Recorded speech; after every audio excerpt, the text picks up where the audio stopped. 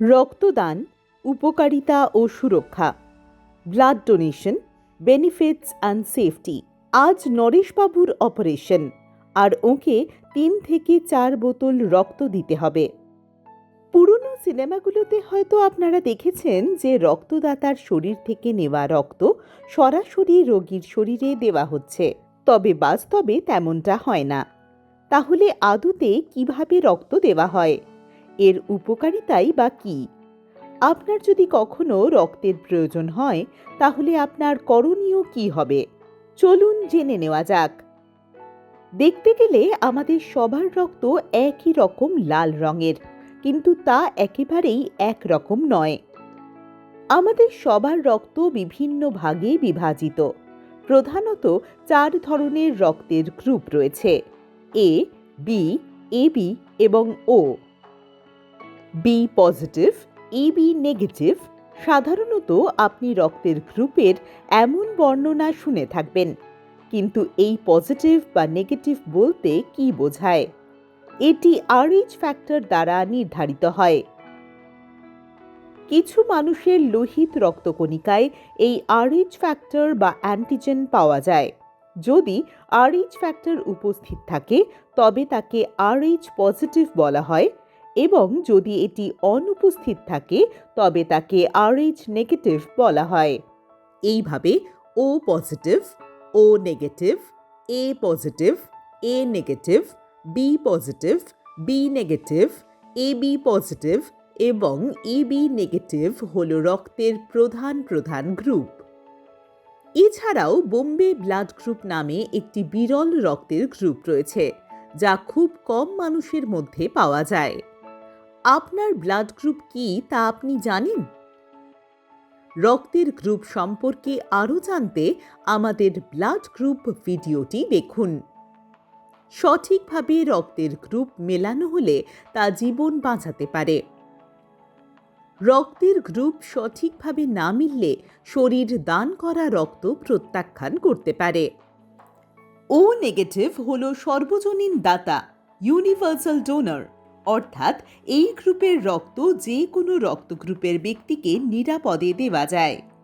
এবং AB positive হল সর্বজনীন গ্রহীতা, ইউনিভার্সাল রিসিভার, কারণ এই গ্রুপের ব্যক্তি যে কোনো রক্তের গ্রুপ থেকে রক্ত গ্রহণ করতে পারে। জরুরি পরিস্থিতিতে ও নেগেটিভ রক্তই সবার প্রথম কাজে লাগে, আর এ কারণেই এটিকে জীবন রক্ষাকারীও বলা হয়। নরেশবাবুর রক্তের গ্রুপ ও পজিটিভ। বলুন তো, কোন রক্তের গ্রুপ থেকে ওকে রক্ত দেওয়া যেতে পারে? যদি আপনার কখনো রক্তের প্রয়োজন হয়, তবে হাসপাতালের সাথে যুক্ত অথবা আপনার কাছের কোনো ব্লাড ব্যাংকের সঙ্গে যোগাযোগ করুন।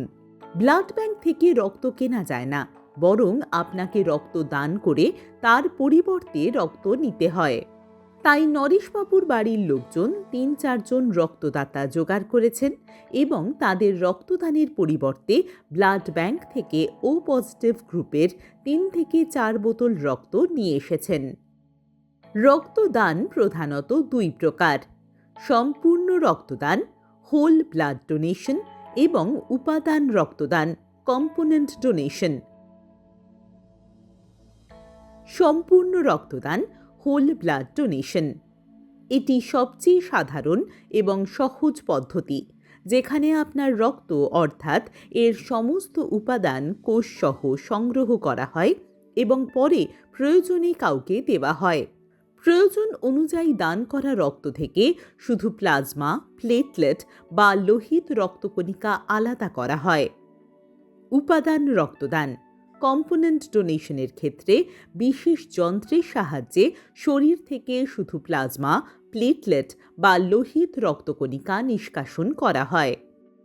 এভাবে রক্তদানের মাধ্যমে আপনি 3টি জীবন বাঁচাতে পারেন। একবার রক্তদান, 3টি জীবন রক্ষা।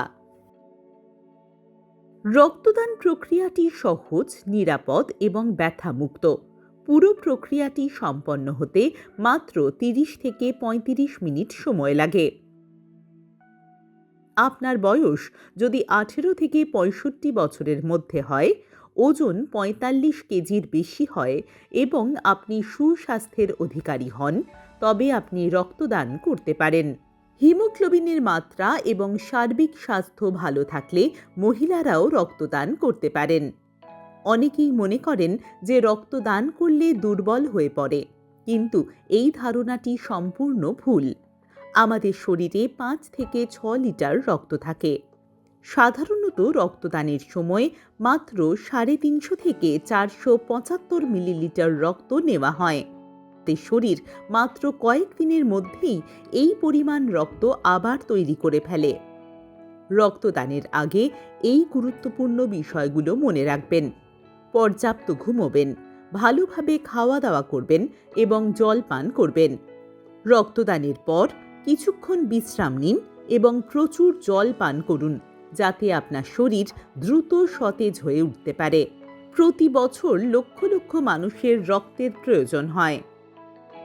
আপনার বয়স যদি বর্তমানে 18 বছরের বেশি হয় এবং আপনি সুস্থ থাকেন, তাহলে আপনি রক্তদান করতে পারেন।